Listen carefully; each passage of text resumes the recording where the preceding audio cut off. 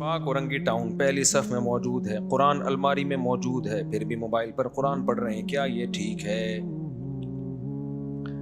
جائز ہے، موبائل پہ بھی پڑھ سکتے ہیں، زبانی جب پڑھ سکتے ہیں، قرآن سامنے رکھا ہوا ہے لیکن آپ زبانی پڑھ رہے ہو تو موبائل پہ کیوں نہیں پڑھ سکتے؟ لیکن ثواب ہے زیادہ مصحف میں پڑھیں، اس کی الگ برکت ہوتی ہے۔ جتنا پروٹوکول دیں گے قرآن کو اس کی اتنی برکتیں زیادہ ہوں گی۔ لیٹ کے تلاوت بھی جائز ہے نا، لیکن بیٹھ کے کریں گے تو زیادہ ثواب ملے گا۔ بغیر وضو کے بھی جائز ہے، وضو کر کے کریں گے تو اور زیادہ عزت دے رہے ہیں۔ تو بغیر مصحف کے زبانی بھی پڑھ سکتے ہیں، لیکن قرآن سامنے رکھیں گے تو اور زیادہ اس کی اہمیت ہوگی اور آپ کے دل میں بھی اس کی عزت بیٹھے گی۔ دیکھو دین میں نا اپنے مزاج کو مت داخل کیا کرو۔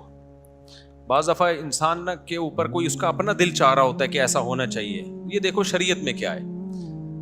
اب جب موبائل میں قرآن پڑھنا جائز ہے تو جائز ہے نا، اس میں کیا ہے؟ ہاں بہتر ہے پڑھ لو۔ تو بعض لوگوں کو یہ ہوتا ہے موبائل قرآن سامنے رکھا ہے موبائل میں پڑھ رہا ہے، تو کیا ہو گیا اس میں؟ بہت ساری چیزیں ہم دن میں نا لوگوں سے واسطہ پڑتا ہے ہمارا، تو وہ بری چیز نہیں ہوتی، لیکن آپ کا ایک خاص معیار بن چکا ہوتا ہے تو آپ کو بری لگ رہی ہوتی ہے وہ۔ میں بتایا تھا نا اعتکاف میں لوگ بعض دفعہ پوری رات پڑے سوتے رہتے ہیں، تہجد نہیں پڑھتے۔ تو ہماری انتظامیہ کے بعض لوگوں نے کہا یہ اعتکاف میں آئے ہوئے ہیں تہجد نہیں پڑھ رہے، تو میں نے کہا نہیں پڑھ رہے تو کیا ہے، تو پڑھے رہنے تو فجر تو پڑھ رہے ہیں نا، پڑھ لیں اچھی بات ہے، ان کو سمجھاؤ، لیکن نہیں پڑھنے سے آپ کو تکلیف کیوں ہو رہی ہے؟ ٹھیک ہے نا، یہ تکلیف ہونا غلط ہے۔ اس کا مطلب آپ شریعت سے بھی ایک ہاتھ آگے جانے کی کوشش کر رہے ہو، تو شریعت سے آگے مت نکلو بھائی۔ اعتدال پہ رہنا چاہیے، اعتدال پہ، افراط و تفریط کا شکار نہیں ہونا چاہیے۔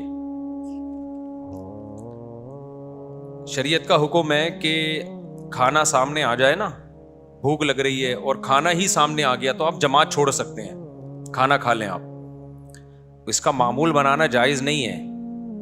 لیکن اگر کبھی ایسا ہو گیا کہ بھوک بھی لگ رہی ہے اور کھانا اتفاق سے اسی ٹائم پہ آ گیا سامنے، اب وہ چھوڑ کے جائیں گے، کھانا بھی خراب ہو جاتا ہے، ٹھنڈا ہوتا ہے، بعد میں دوبارہ گرم کرنا پڑتا ہے۔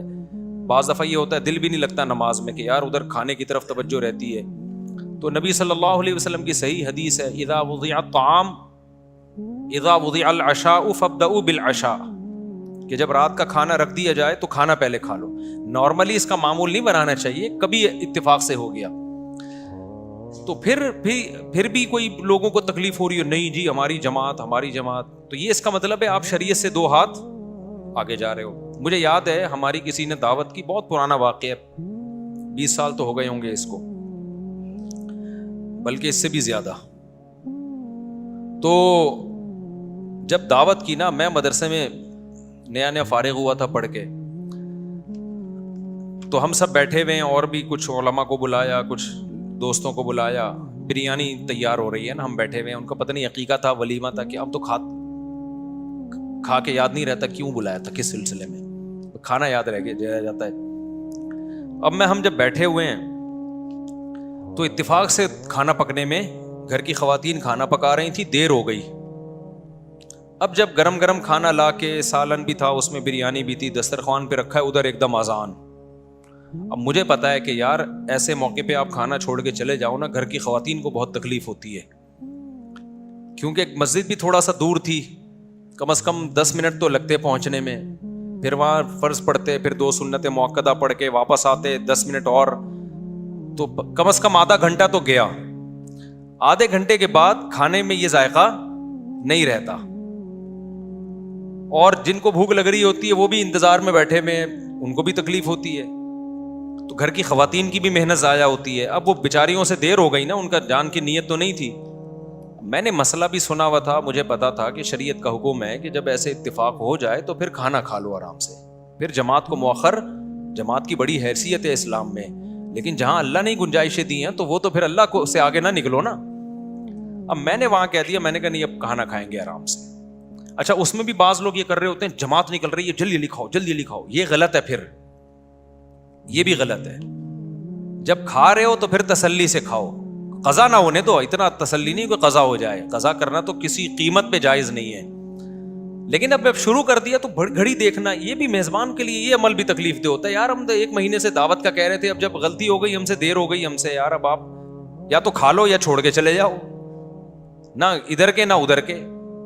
میں نے مسئلہ بتایا، لوگوں کو میں نے کہا بھائی اس بارے میں صحیح حدیث ہے, ہم نے علماء سے سنا ہے, مفتیان کرام سے سنا ہے, جب کھانا آ گیا ہے تو اب میزبان کا بھی اکرام ہے. ہم کوئی عادت تو نہیں ہے نا جماعت چھوڑنے کی, سب ماشاءاللہ جماعت سے نماز پڑھنے والے لوگ تھے. میں نے کہا اب کھا لیں آرام سے. نہیں جی جماعت نہیں, ہماری ایک نے کہا میری تکبیر اولیٰ اتنے عرصے سے نہیں چھوٹی, دوسرے نے یہ کہا, انہوں نے کہا, کیونکہ سارے نیک لوگ تھے نا تو مسئلہ تو نیک لوگوں کے ساتھ ہی زیادہ, یعنی بعض دفعہ, ہمیشہ نہیں. میں کہہ رہا ہوں یار کھا لو, کہہ رہے نہیں بھائی ہم کیسے چھوڑ سکتے ہیں. تو مجھے لگا کہ اپنا مزاج جو ہے نا, مزاج اور ریکارڈ بنانا کہ ہم جماعت نہیں چھوڑتے, یہ ریکارڈ کی زیادہ ویلیو ہے, شریعت دوسری طرف ہے. تو یہ غلط ہے. سمجھتے ہو کہ نہیں سمجھتے ہو؟ ایسے موقع پہ بھائی میزبان کا دل رکھنا زیادہ بہتر ہے. لیکن کبھی کبھار ہی ہو, ایسے پوستی بن کے روزانہ کھانا ہی اس ٹائم پہ پکوا رہے ہو تو غلط ہے. عبداللہ بن عمر رضی اللہ تعالیٰ عنہ بہت نیک بزرگ صحابی تھے. ان کے بارے میں ہوتا ہے کہ ادھر اقامت ہو رہی ہوتی تھی اور بعض دفعہ گھر میں کھانا پکنے میں دیر ہو گئی اور کھانا سامنے لا کے رکھا تو بھوک بھی سخت لگی ہوتی تھی, تو اقامت ہو رہی ہوتی تھی اور آپ کھانا کھا رہے ہوتے تھے. لیکن اس کا معمول نہ بنائیں. اور اگر ایسی پرابلم نہیں ہے, بہت زیادہ بھوک نہیں ہے اور کھانے کا خراب ہونے کا بھی خطرہ نہیں ہے, تو پھر نماز ہی پہلے پڑھیں آ کے. صحابہ میں تو کھاتے بھی 2 ٹائم تھے نا, شدید بھوک لگ رہی ہوتی تھی. تو خلاصہ یہی ہے کہ شریعت سے آگے نکلنے کی کوشش نہ کریں. جہاں اللہ میاں نے جو کہہ دیا اس کو اسی طرح کر لیا. نفلی روزہ توڑنا, بعض دفعہ کوئی آپ کا بہت قریبی دعوت کرتا ہے تو پھر سنت ہے ایسے موقع پہ اس کا دل رکھنے کے لیے, اگر آپ نے روزہ رکھا ہوا ہے نا نفلی, تو آپ توڑ دیں روزہ. وہ آپ کے بہت ہی قریبی ہیں, ماموں ہیں, چاچو ہیں, آپ کی والدہ ہیں, آپ کہیں سے آئے تھے, آپ کی والدہ نے کوئی اسپیشل کھانا بنا لیا اس دن, آپ نے کہہ دیا میرا روزہ ہے. اب والدہ کا دل ٹوٹتا ہے, باپ کا, ماموں کا, چاچو کا, یہ جو مقدس رشتے ہیں, یا کوئی بہت ہی قریبی دوست ہے آپ کا, تو ایسے موقع پہ شریعت نے کہا بھائی نفلی روزہ ہے تو اس کو توڑا جا سکتا ہے. لیکن احناف کے نزدیک بعد میں قضا کی جائے گی. دیگر ائمہ کے نزدیک قضا نہیں ہے, لیکن احناف کے نزدیک بعد میں قضا ہے, کیونکہ امام حنیفہ کہتے ہیں یہ بھی نظر یہ فعلی ہے. منت جیسے زبان سے مانی جاتی ہے تو عمل سے بھی ہوتی ہے. تو جب کوئی عمل جب تک شروع نہیں کیا وہ لازم نہیں ہوتا, لیکن جب شروع کر دیا تو اس کو کمپلیٹ کرنا لازم ہے. تو یہاں آپ نے توڑا ہے شریعت کی وجہ سے, لیکن کمپلیٹ کرنا پڑے گا, کیونکہ لا تبطلوا اعمالکم, قرآن کہتا ہے اپنے عمل کو ضائع مت کرو. تو یہ بعد میں قضا کر لیں اس طرح. سمجھتے ہو کہ نہیں سمجھتے ہو؟